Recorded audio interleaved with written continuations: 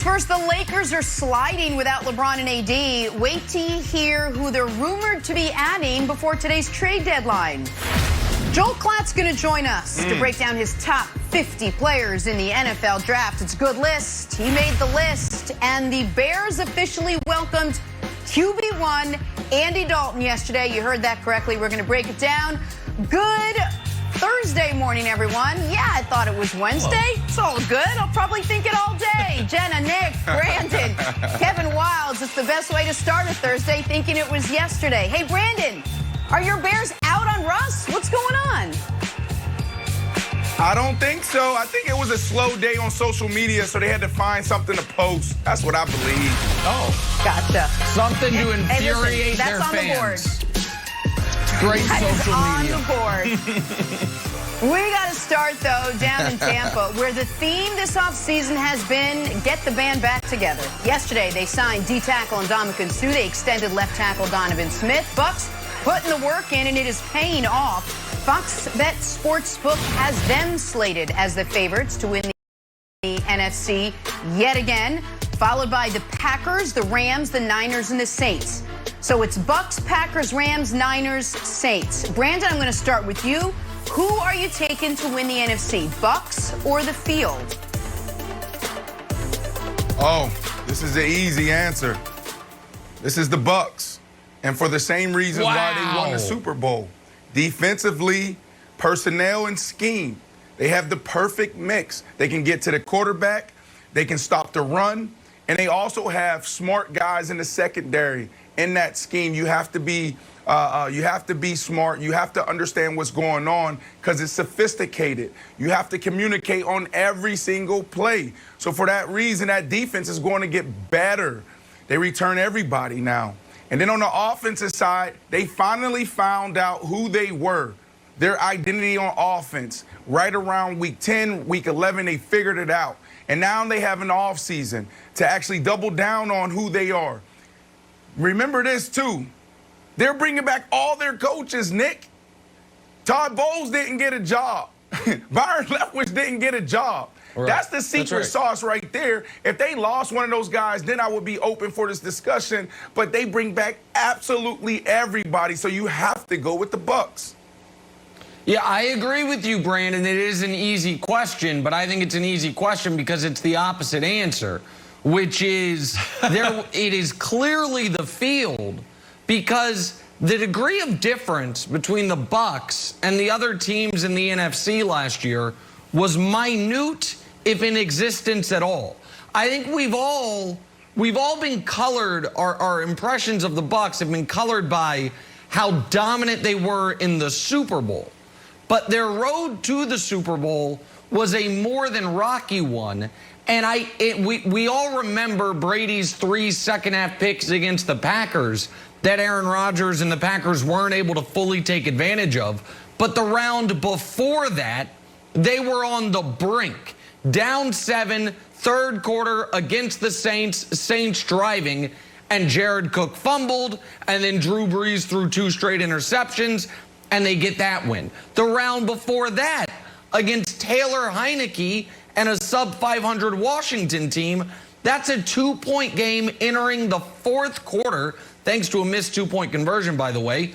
And in the fourth quarter, it's Washington ball down 5 before Heineke gets hurt and the Bucs end up taking control of that football game. Washington, by the way, still had the one drive at the end of the game down 8 with a chance to force overtime.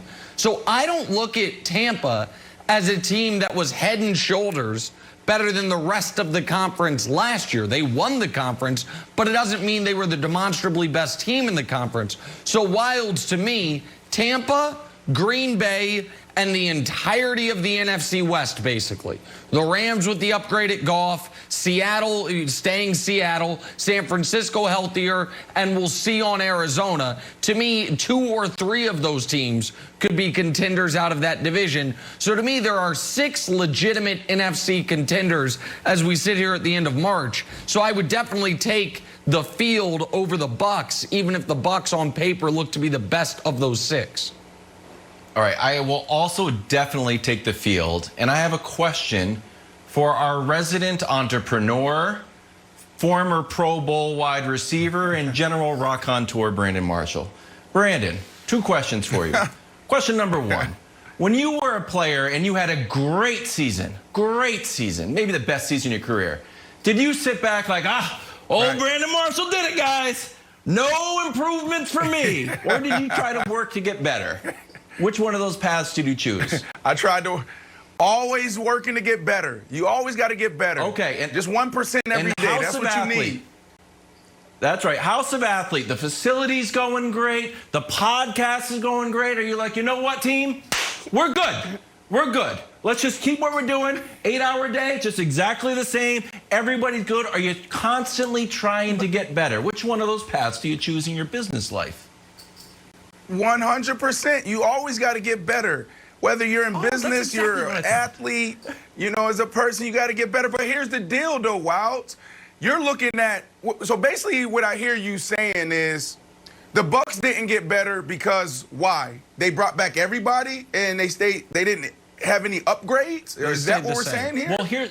Well, here's the thing. They stayed the same. There's a philosophical shift with how they entered the year and how they finished the year. When we look at the timeline, the Bucs got Tom Brady, and we were like, oh my gosh, Tom Brady and Mike Evans and Godwin and O.J. Howard. And then they kept getting better and better and better, aggressively so. Right. And all of a sudden, like, Gronk is there. Like, wow, they don't need Gronk. And all of a sudden, AB is on the horizon. Like, they're going to get AB too. And why don't we sign Leonard Fournette? Like, wow, they keep on adding weapons. And then they got to the parade. So they here's have the a few deal, though. pops. They start throwing the Lombardi trophy around. They're like, your ASS isn't going anywhere. We're good. So it seems to me how aggressive they were to build the team. They lost that philosophy. Jim Collins, there's a book that he wrote, a great businessman, entrepreneur. He wrote these books called Good to Great, Built to Last, and How the Mighty Fall. I read them in 2014. Jad Fish used to be the quarterback coach for the New England Patriots last year. He gave me this book early on in my career. Finally pulled it out years later, and it was an amazing book. And there was one thing that stood out to me. Here's 3 areas you can always get better: people, process, and product. So they're people. They don't have to get better in their people. They have their team. So can they get better in their process? They have an offseason now, Wilds. And then from a product standpoint, think about what we just talked about, what I just said. From a product standpoint, they can get better on the offensive side because they know exactly who they are now. They had to figure that out. They were battling last year. That was real between Bruce Arians and Tom Brady. That beef was real. And on the defensive side, they finally got into their flow as well, and they ended up as one of the top tier defenses we've seen in a long time, Nick. Listen, it was an unbelievable run, and after the bye, they went undefeated. But I think to Wild's point, and we are so results-based, it's hard to go back in history. But to Wild's point, if Jared Cook doesn't fumble and the Saints go up 10 midway through the 3rd quarter and win a game they were favored to win, and Tampa and Tom Brady's season ends with an 11-5 year and 1 playoff victory over Washington, nobody is saying they shouldn't add anybody. They should just re-sign everyone and bring everyone back. Nicholas. And so, yeah. That's football. Yeah. That's football. I know. That's football, Nicholas. What are you talking about? We can go through every game and talk about the ball bounced this way instead of that way.